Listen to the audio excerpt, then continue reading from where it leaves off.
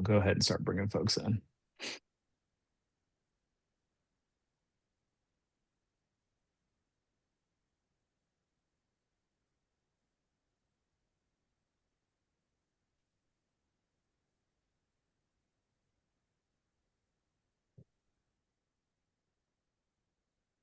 All right, David, go ahead and take it away.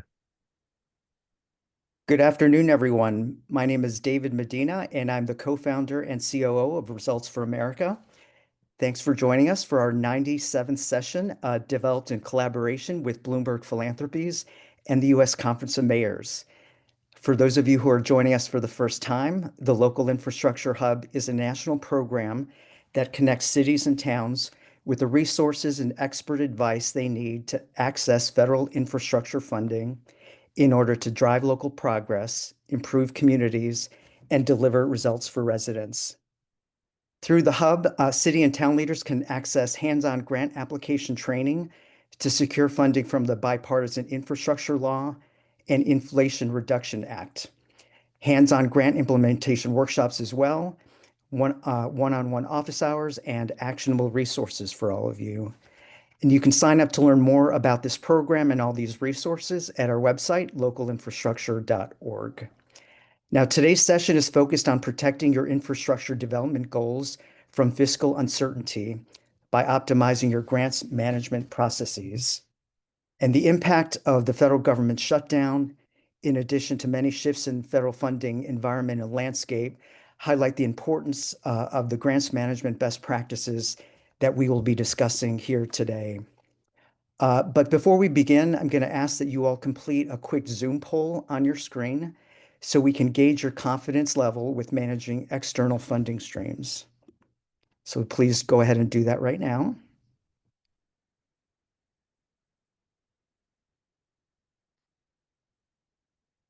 Okay.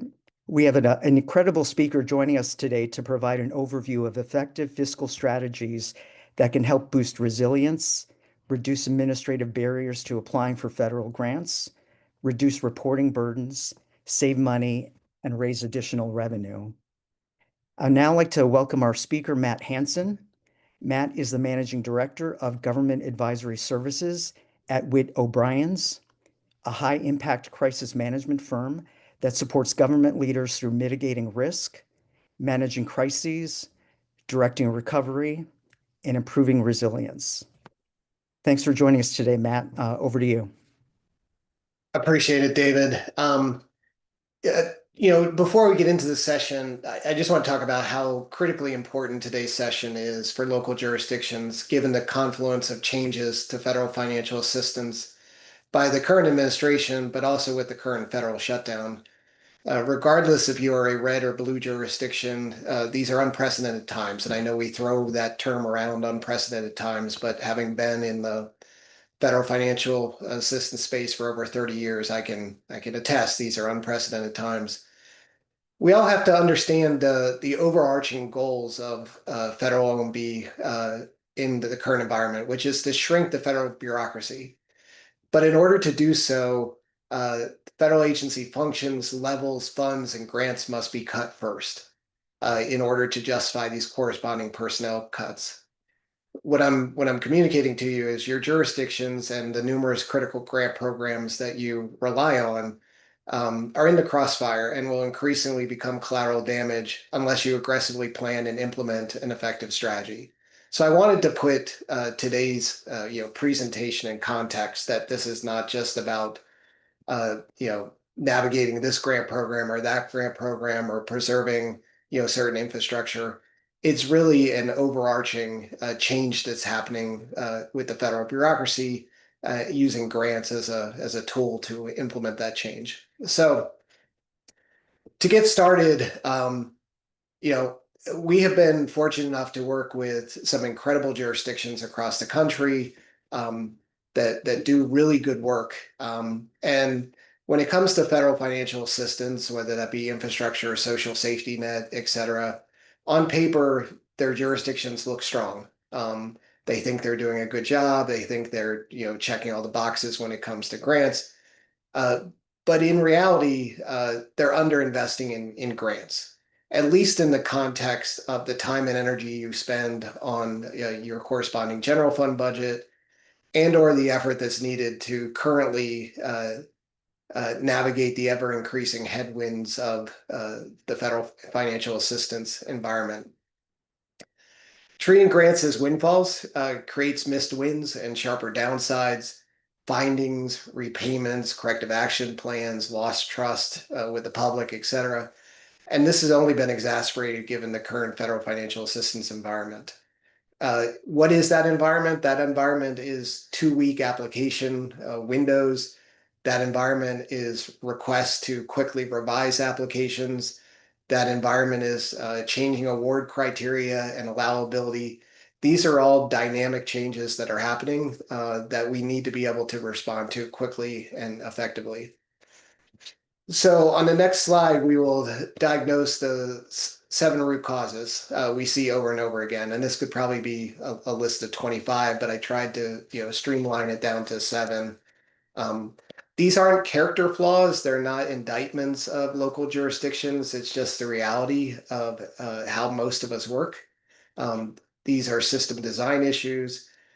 And the current approach complicating all of these root causes is to be very reactionary to the executive orders, to OMB memos, to the uniform guidance updates, et cetera, that are hitting us almost on a daily basis without it understanding the larger why, the big picture. And when I began this presentation, I tried to lay out the why, that the current administration is trying to restructure, reinvent what the federal bureaucracy looks like. But in order to do so, programs, grant programs, et cetera, need to be eliminated.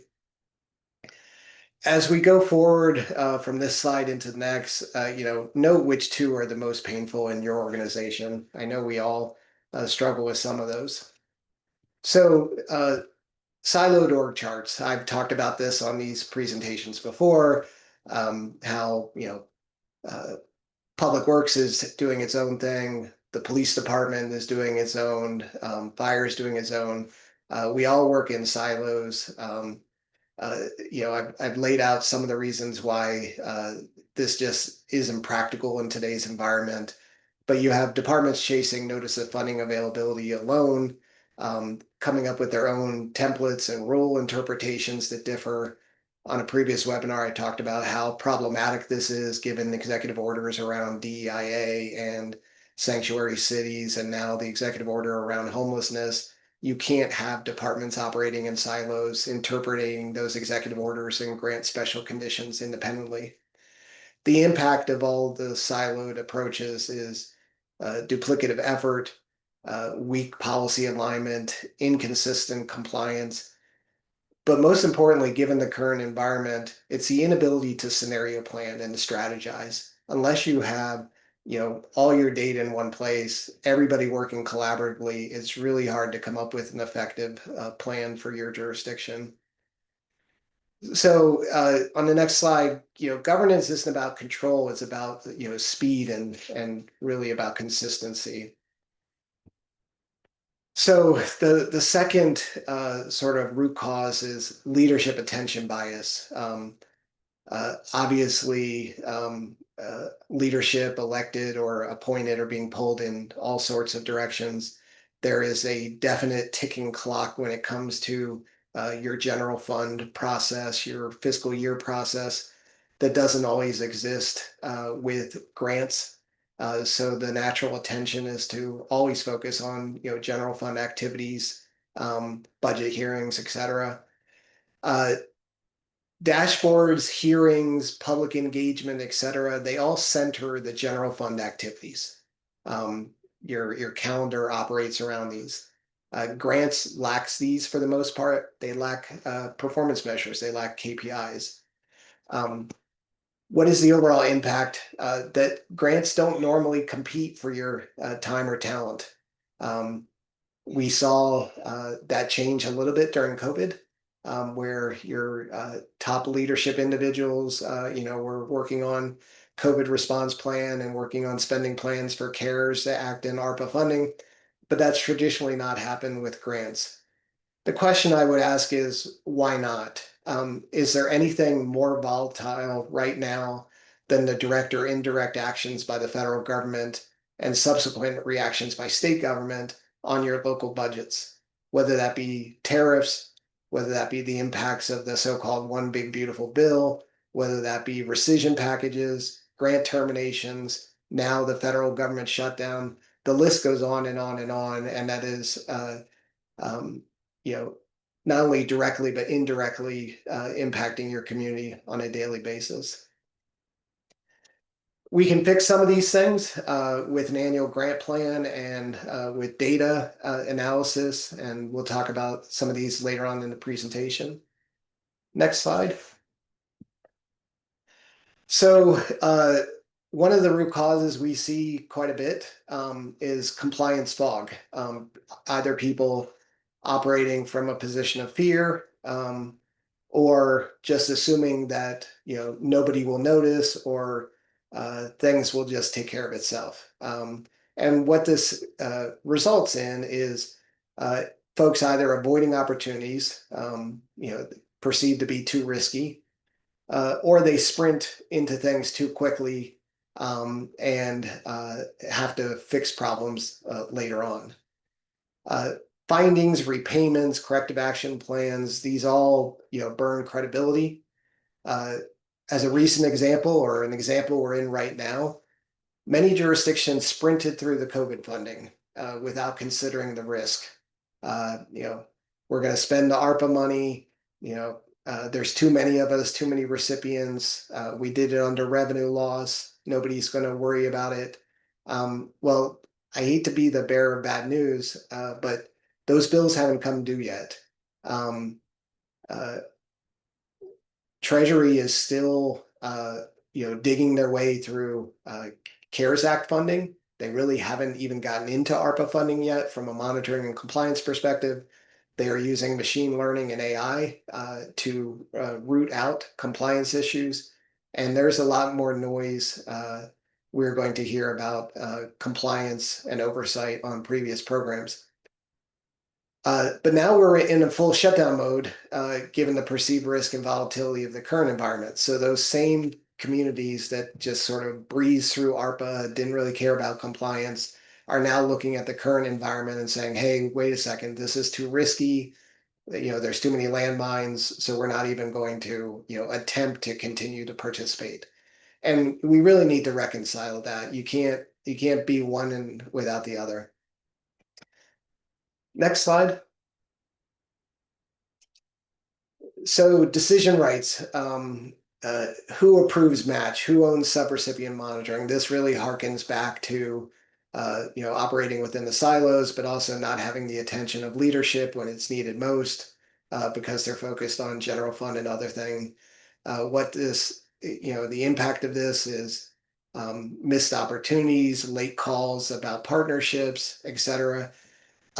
There are opportunities in the chaos that we are in right now. When you look at the top line amount of federal financial assistance available, it really has not moved drastically. It has certainly pivoted from certain sectors to others, but there are opportunities right there. But only if your jurisdiction is prepared and decisions occur efficiently and you have the attention of leadership when you need it most. Next slide. So no single source of truth.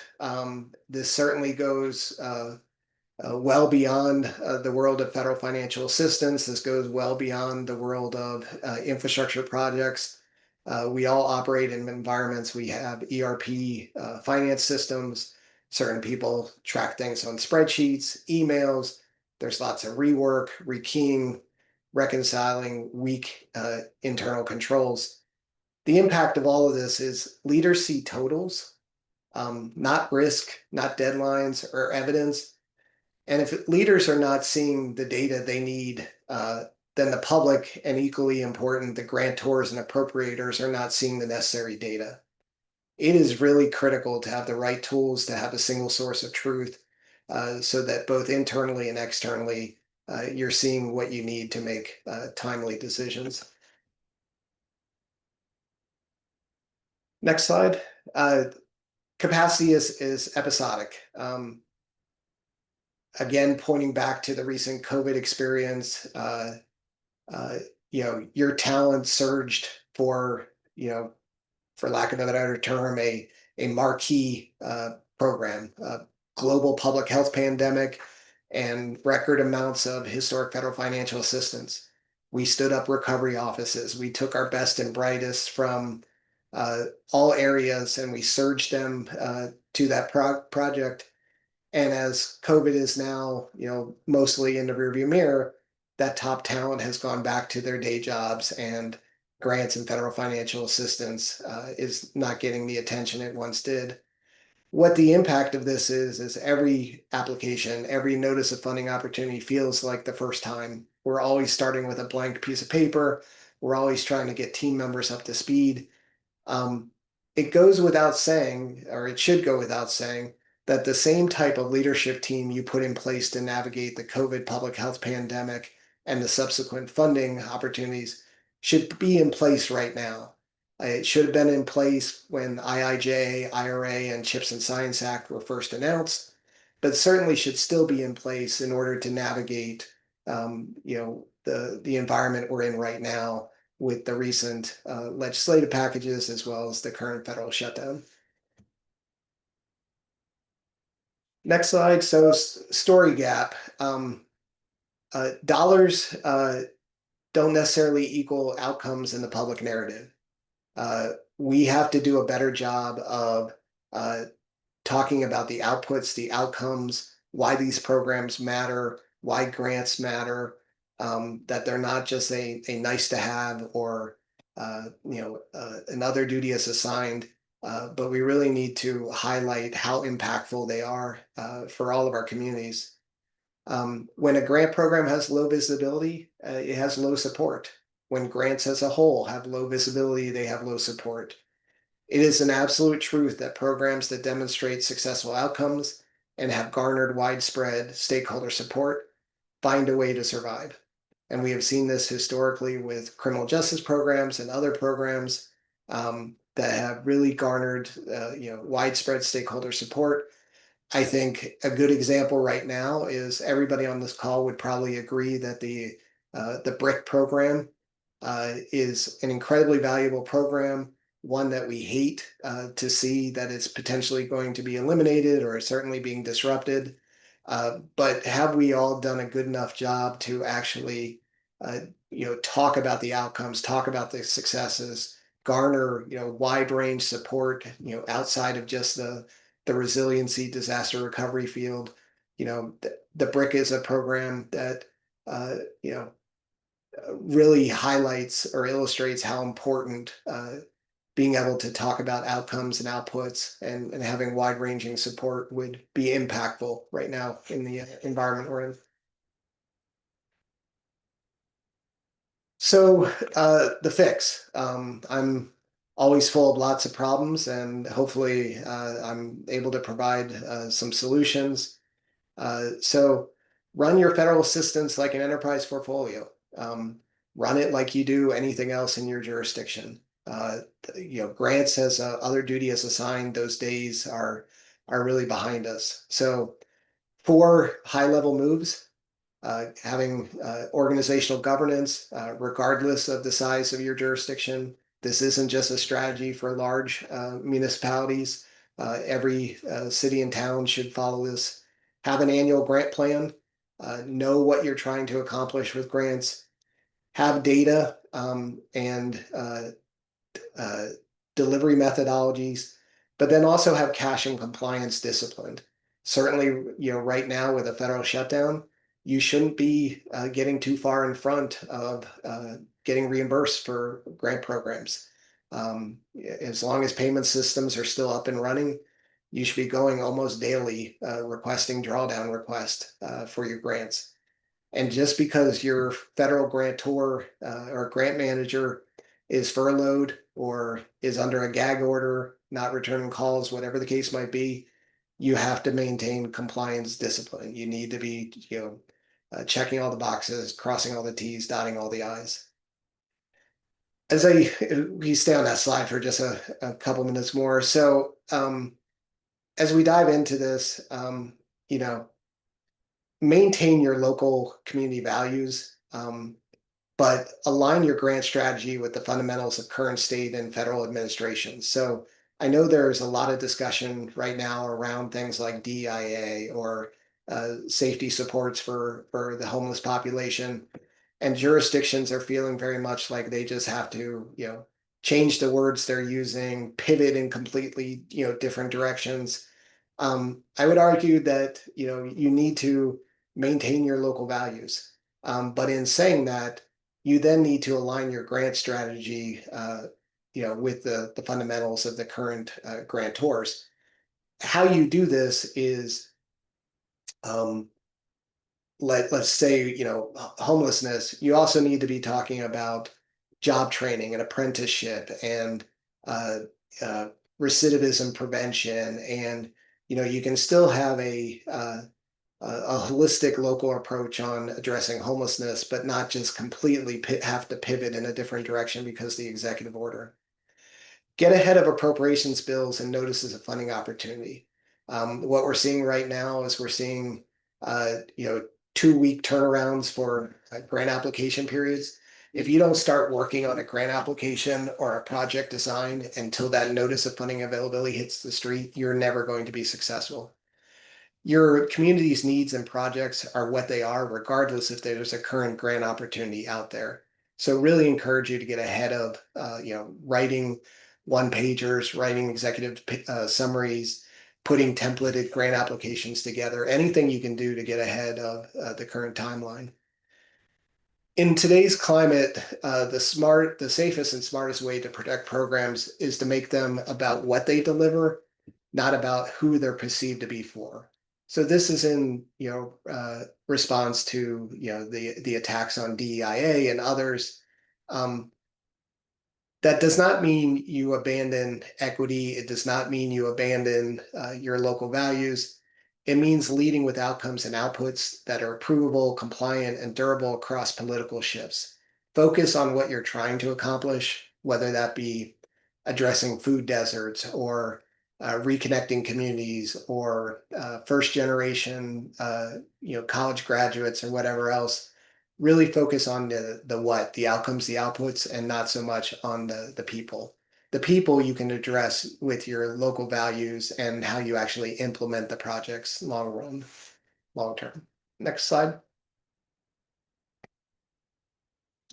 So running really quickly, establish governance, have a grants user group, have it led by a key leader, a chief financial officer, accounting officer, etc.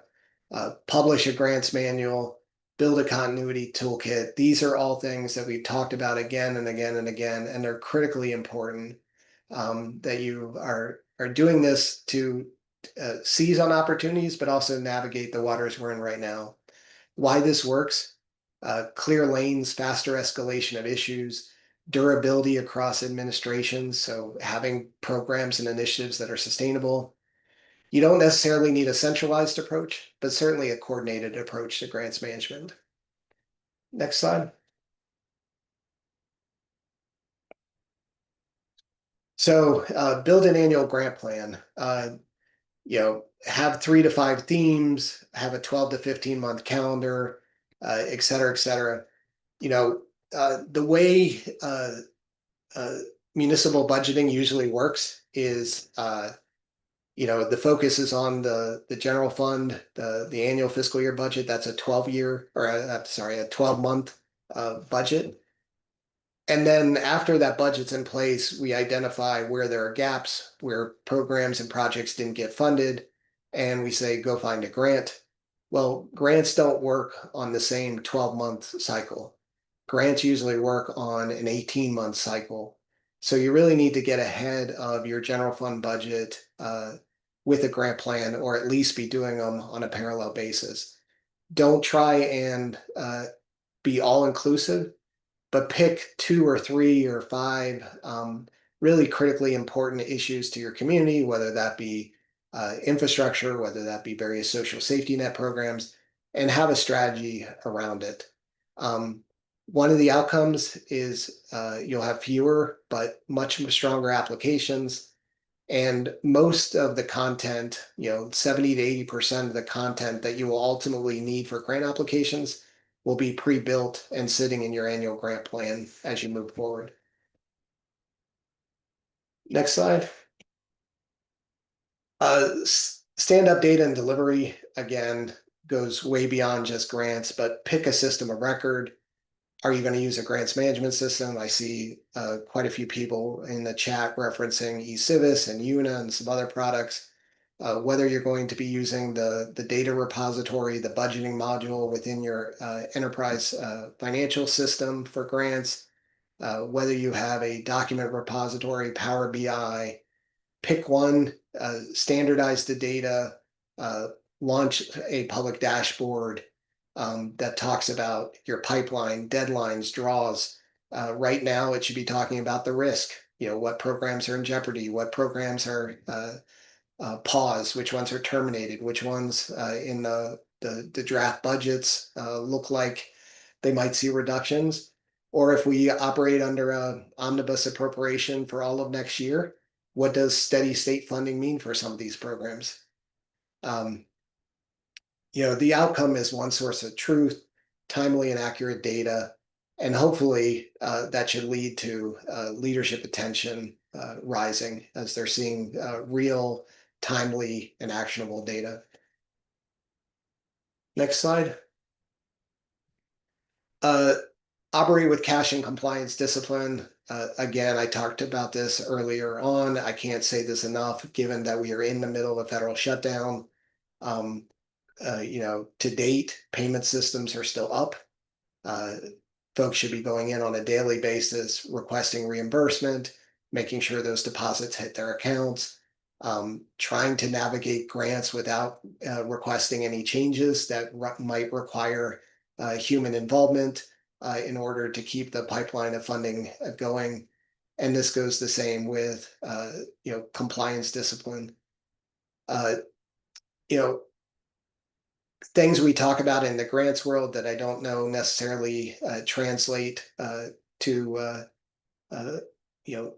city government as a whole are things like risk-based subrecipient monitoring, corrective action plan closure, closeout readiness, etc.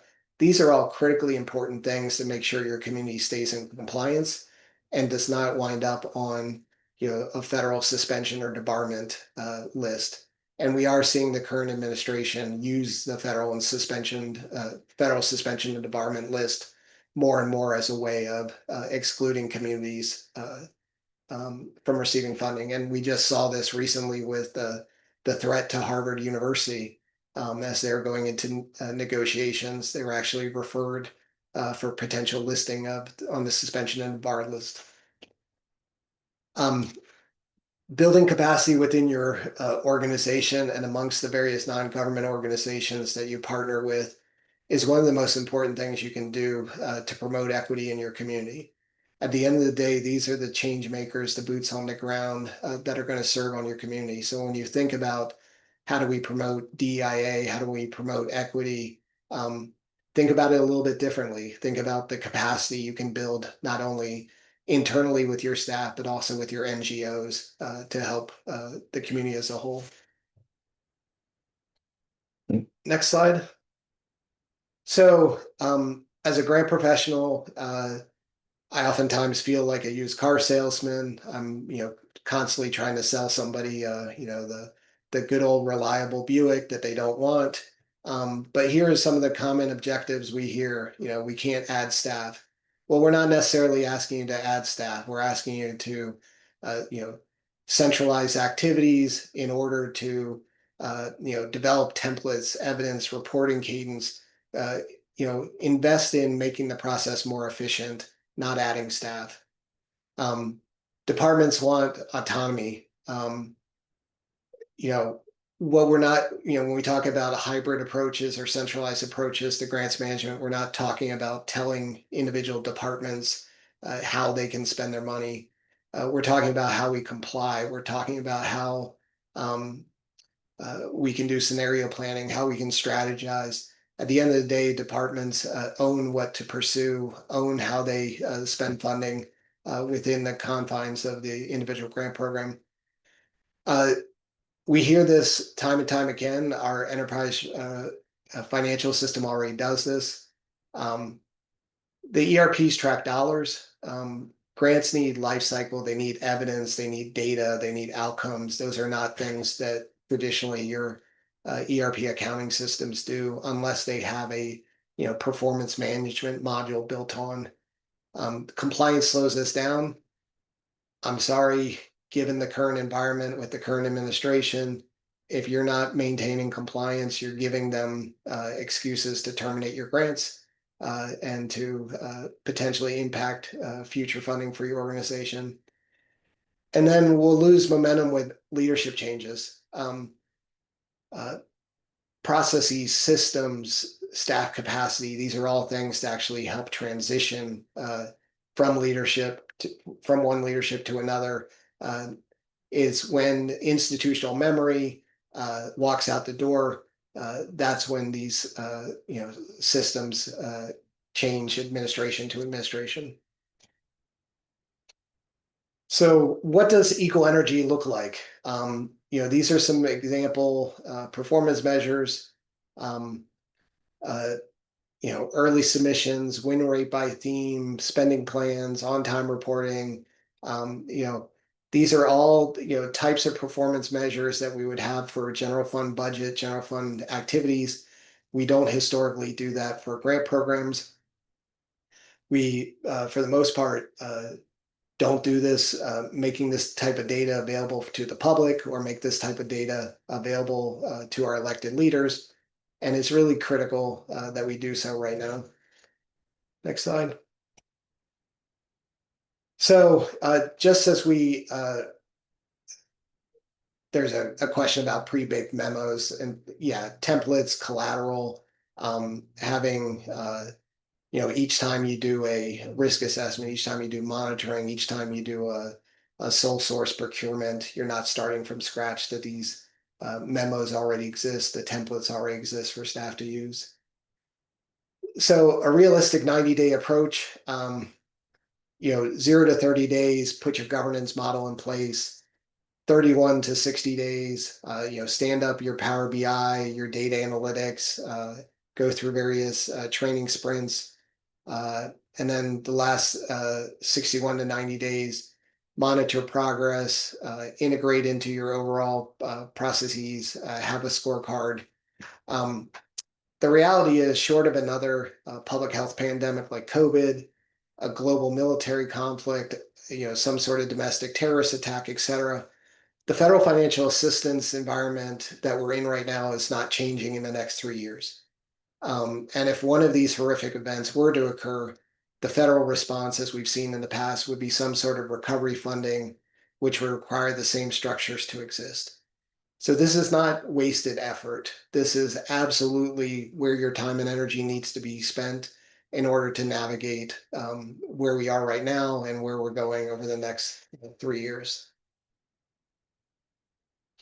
So days 0 to 30, appoint somebody. If you don't have a grant administrator, appoint somebody to coordinate the overall grant operations, charter a users group of some sort, look to develop a grant management manual, look to develop your version 1 at least of your grant plan, start looking at your what data you have, what data you might need, how you can navigate procurement, etc. And for leadership transitions, it's not only your own local leadership, but also if other local, state, or federal leaders are going to transition. How do we need to pivot to work successfully with a new governor? How do we need to pivot to work successfully with a new county administrator that neighbors our city? Don't just think of internal leadership transitions, but think of those other leadership transitions. I believe there are 36 gubernatorial elections next year. So there's certainly going to be changes at the state level that are going to complicate matters just as much as the changes we're seeing at the federal level. So think big picture when it comes to how do you navigate leadership transitions. Next slide. So days 31 through 60, whatever your data analytics looks like, Power BI, Tableau, a simple website, get that page live, start greater engagement with your citizens, greater engagement with stakeholders. There's some really wonderful tools out there like Invisio and Polko and others that make it easier to engage the public. In your dashboard, load awards, deadlines, even if the federal government has not announced when a NOFO is going to come out or a deadline, look at past years, and pre-populate them based on what's happened in the past. Start putting together program and grant readiness kits and start doing training for staff, both internally and external. For all of these things, I strongly encourage you to include as wide a variety of internal stakeholders as possible, but external stakeholders. Really, if it's infrastructure, pull in private sector. If it's social safety net, pull in NGOs. Your city, your community cannot do this without those community partners. Days 61 to 90. Is really about refinement, is really about going operational. The current administration is just looking for jurisdictions to trip up as another method of justifying grant terminations. They're using machine learning and AI to scrape reports, submitted reports, local news reports, and any other publicly available information. Turn this from a negative into a positive by proactively addressing compliance concerns and publishing outcomes and impacts. The more positive news you put out, the more outcomes, the outputs, the better it's going to be. But we know for a fact that this administration is scrubbing local news reports, looking for I gotcha moments, and then using OMB, OIG, and others to go after entities because of these trip ups that occur. Next slide. So the payoff. I know the federal financial assistance environment does not look very pleasing right now. It does not look very opportune. But trust me when I say there are opportunities in the chaos. We have seen this time and time again. We saw this after the housing crisis over a decade ago with ARA, and we're certainly there now. The payoff for implementing some of these strategies would be more wins, fewer last-minute scrambles, cleaner audits, visible resident impact, and resilience across administrations, whether that be local administrations, state administrations, or the current presidential administration. Again, securing opportunities out of the chaos. Last slide. So in closing, grants will continue to stay in the shadows without governance, plan, data, delivery. I really appreciate all the effort that Results for America, U.S. Conference of Mayors, Bloomberg, and others have done to pull grants out of the shadows with these webinars and the local infrastructure hub. It is so critically important, and it is such a huge part of the direct and indirect budget of local communities that it really garners this level of importance. Not understanding the big picture, continue to be defensive and reactionary are all losing strategies. It is what it is. We need to understand, what is happening, what the administration is trying to accommodate, and use that information as an empowerment tool to help us better navigate the process collectively as a sector, local government sector, but then individually with our local communities. Treat federal assistance like your second operating budget. I'm sure that tagline doesn't resonate with everyone, but there are things that local communities just cannot do from an operational perspective without grant assistance, whether that be direct federal assistance, whether those be pass-through dollars through state, whether that be philanthropic or other sources of funding, or whether it be the indirect, social safety net programs that are getting so much attention right now, like Medicaid and Medicare, SNAP, et cetera, et cetera. These grant programs, pay for infrastructure projects, they pay for staff, they pay for all sorts of critical services that we need to deliver in our local community and really need to be given that same level of attention. With that, I will hand it over and see if we have some questions. Great, Matt. Thanks so much. We do have several questions, and as I've been saying in the chat, this next 20 minutes is really all for you all. So we want to answer whatever's on your mind, whether it was something Matt covered today or there's something adjacent. Feel free, if it's easier not to put it in the chat, to just raise your hand. We can call on you, and you can walk us through what your community is struggling with or thinking about. And Miranda just posted in the chat the link. We've often found that when we ask you all if we can help you, the way to engage folks is to get you to sign up right now. So we have a link in the chat to office hours. If there's something, we're trying to figure out how to move from a really, divorce process where every agency is keeping its own spreadsheet to something more centralized.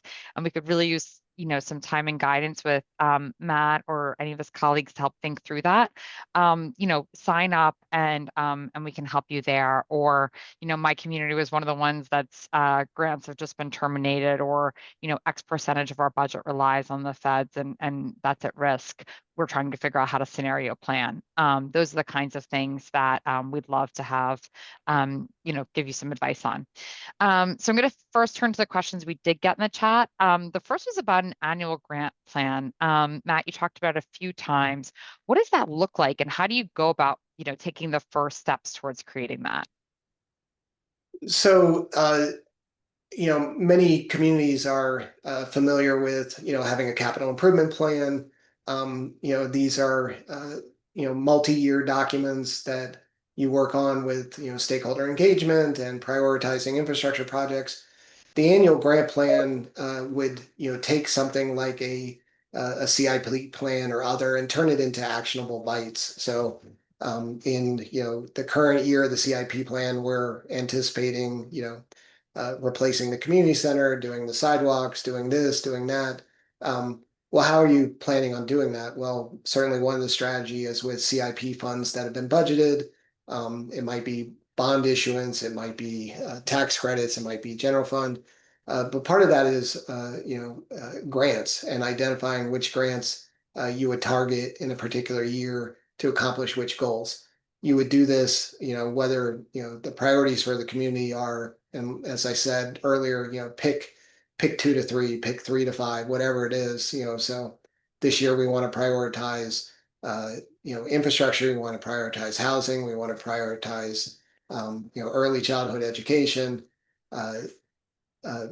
define what that means, that you want to prioritize those, what you want to try to accomplish, and then transition that into an actual plan to go after particular grant programs and resource it appropriately. And these are all the things you spell out in the annual grant plans. They can't just be philosophical, like if a grant comes our way, we will take advantage of it. You actually have to resource it. Are we going to write the grant application ourselves? Are we going to contract it out? Which partners are going to work together? Do we have money set aside for match? It's all the details that you put in into this annual grant plan, and then you measure your progress against performance on that annual grant plan.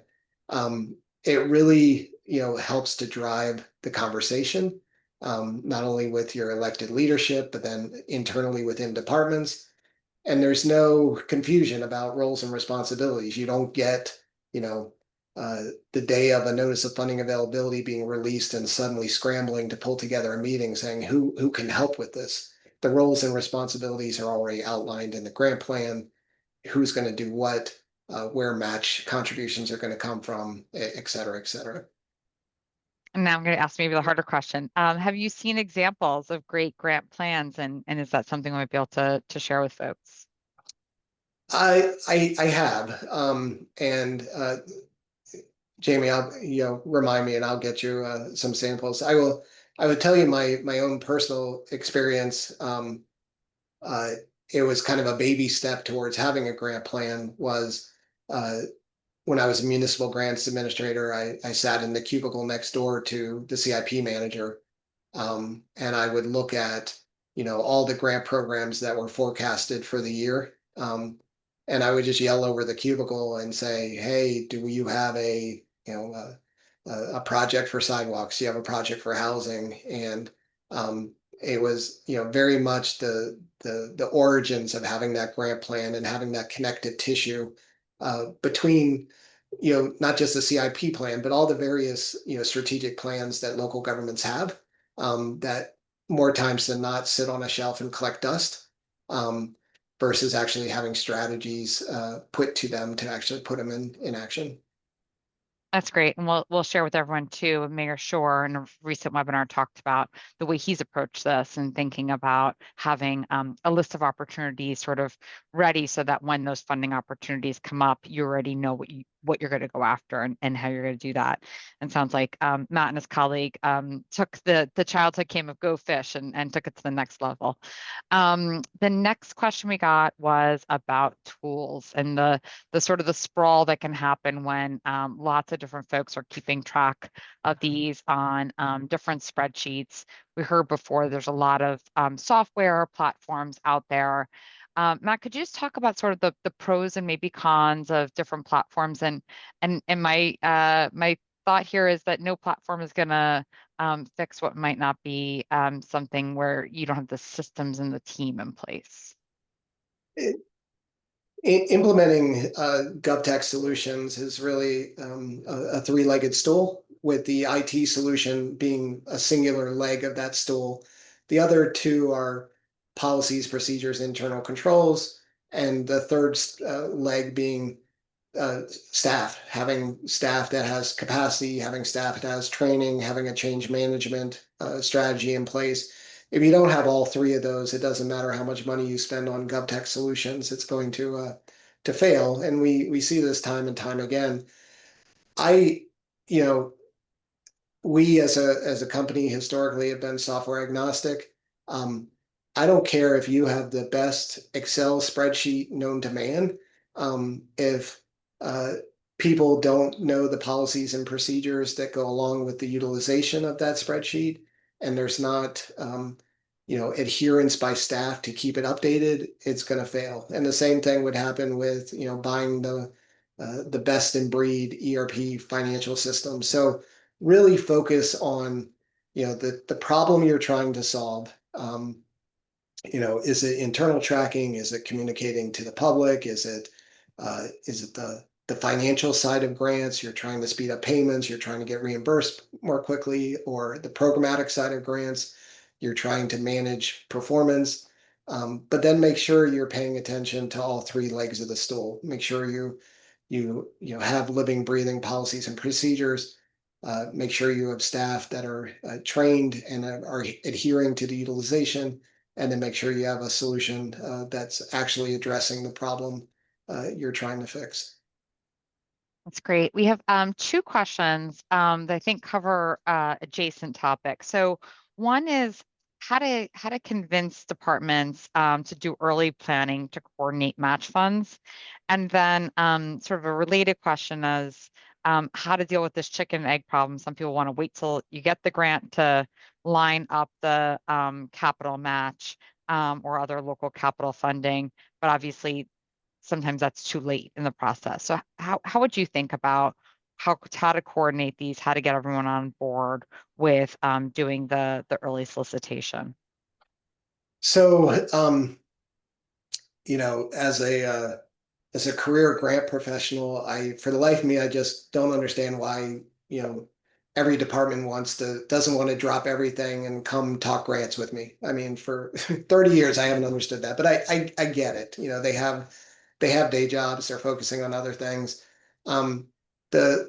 The best advice I have for breaking down the silos is, again, about having a plan, having data, having metrics, having KPIs. So with our version 1 of our grant plan, which was yelling over a cubicle, when that got more mature and it identified targets by sector. So we think we can bring in X amount of money for the fire department, X amount of money for the police department.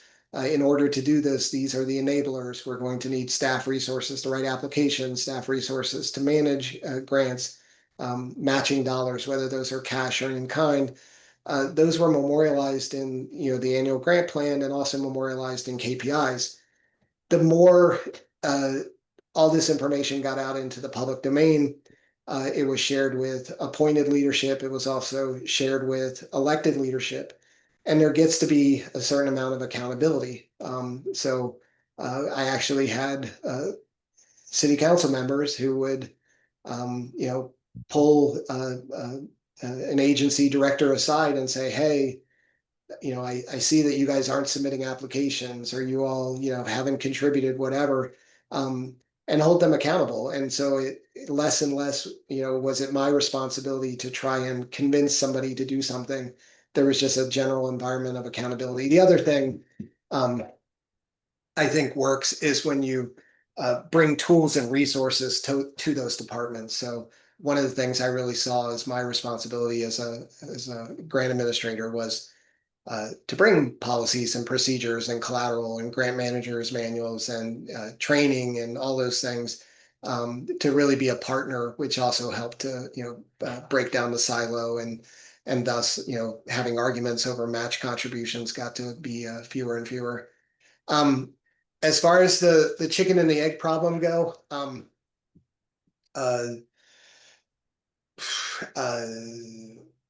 a year ago, I'd say that was a problem. We had lots of advance notice about grant programs that were going to be released.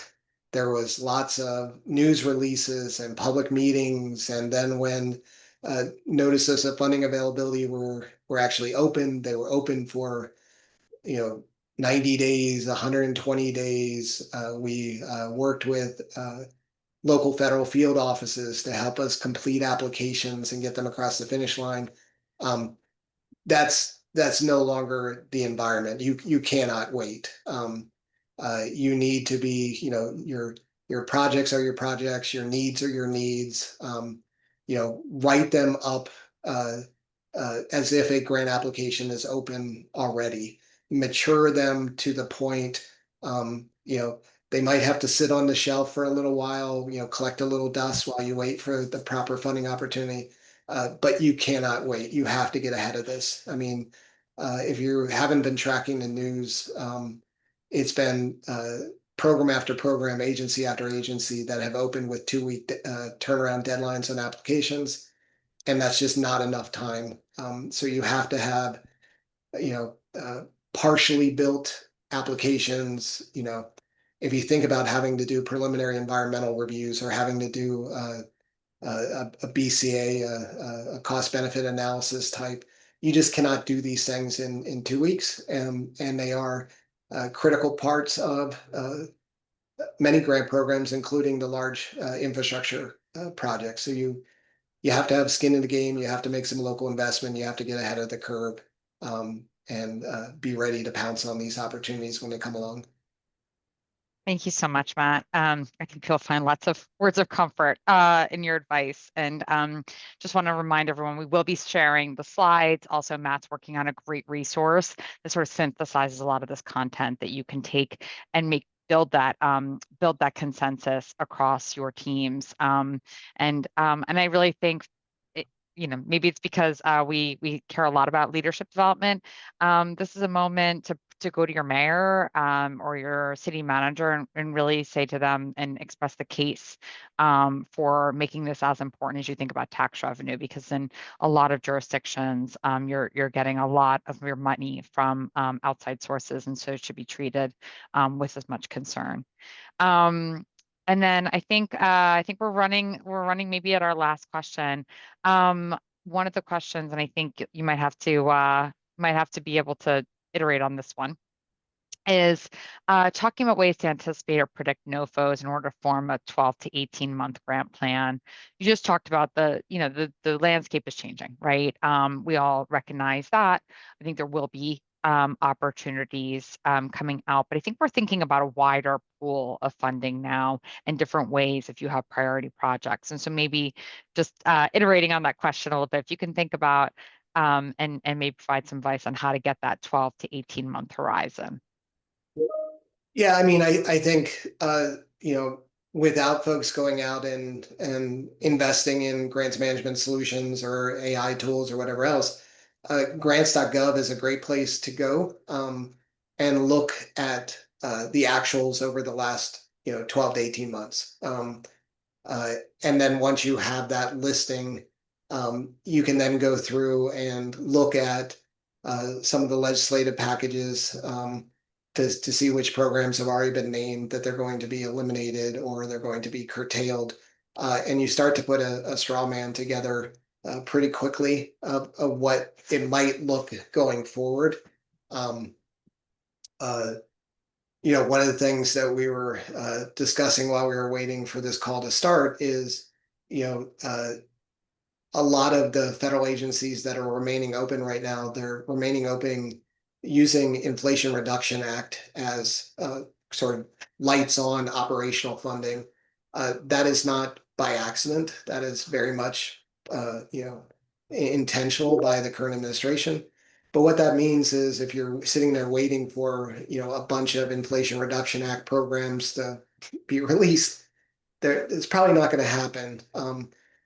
This is not, this scenario planning, this strategy is not something right now that you can do part-time. You need to be digging into the One Big Beautiful Bill. You need to be digging into, the OMB director's talking points. The news today is about, potentially federal employees not getting back pay coming out of a shutdown, which is really kind of unprecedented. You need to be tracking all these things, to be looking for tips and clues in order to, be able to navigate going forward, but also, to identify where the opportunities are going to be going forward. And this is probably something, a conversation to have with your leadership about how you need to get organized, be more strategic, or you're just going to be falling farther and farther behind your peer jurisdictions.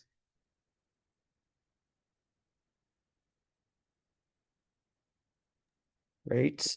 Thank you again, Matt. Thanks to everyone who's been with us today. Before we end our session, we'd like to ask you all to fill out a second very quick Zoom poll. These help us put together the webinars like this in the future. And as you're doing so, I'd like to highlight another no-cost technical assistance opportunity backed by Bloomberg Philanthropies and led by the National League of Cities. The Hub provides free trainings and resources to help cities at every level of experience develop competitive applications for federal infrastructure funding.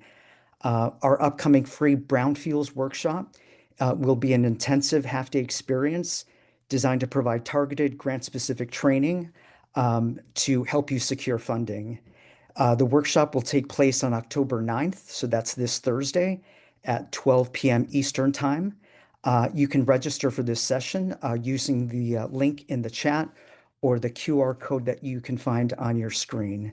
And finally, please, again, check out our website for all of these resources, localinfrastructure.org. And we thank you again for joining us.